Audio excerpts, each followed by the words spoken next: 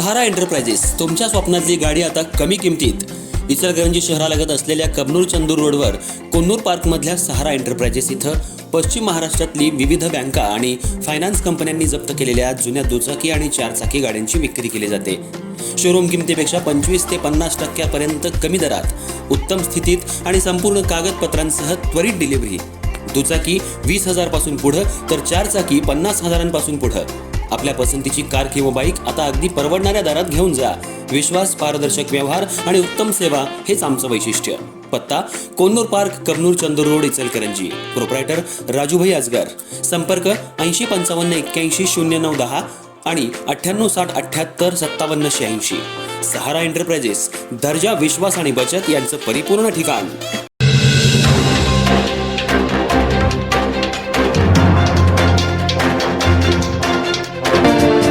इचलकरंजी शहरात आज अखिल भारतीय जनवादी महिला संघटनेच्या वतीनं महिलांच्या विविध प्रलंबित मागण्यांसाठी प्रांत कार्यालयासमोर जोरदार निदर्शनं करण्यात आली. या आंदोलनात मोठ्या संख्येनं महिला सहभागी झाल्या होत्या.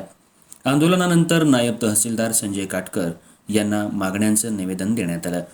संघटनेच्या वतीनं करण्यात आलेल्या निवेदनात महिलांच्या सुरक्षेसह सामाजिक आणि आर्थिक प्रश्नांकडे शासनानं तातडीनं लक्ष देण्याची मागणी करण्यात आली.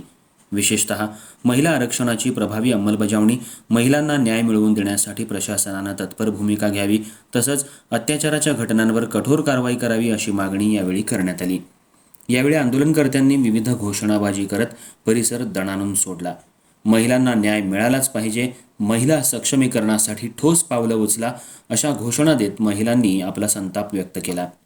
तसंच शासनानं महिलांसाठी असलेल्या विविध योजना प्रभावीपणे राबवाव्यात, लाभार्थ्यांपर्यंत त्या पोहोचाव्यात यासाठी ठोस उपाययोजना करावी. तसंच पुण्याजवळील नसरापूर येथील चिमुरडीवर अत्याचार करून हत्या करणाऱ्या नराधमाला त्वरित फाशीची शिक्षा द्यावी अशी ही मागणी करण्यात आली.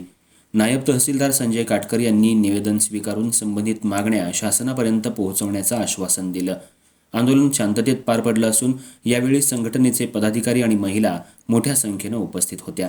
यावेळी चंद्रकला मगदूम, दिलशाद देसाई, मुमताज हैदर, ललिल्ला हुल्ले, पार्वती मेहत्रे, सुलोचना निळकंठ यांच्यासह महिला मोठ्या संख्येनं उपस्थित होत्या.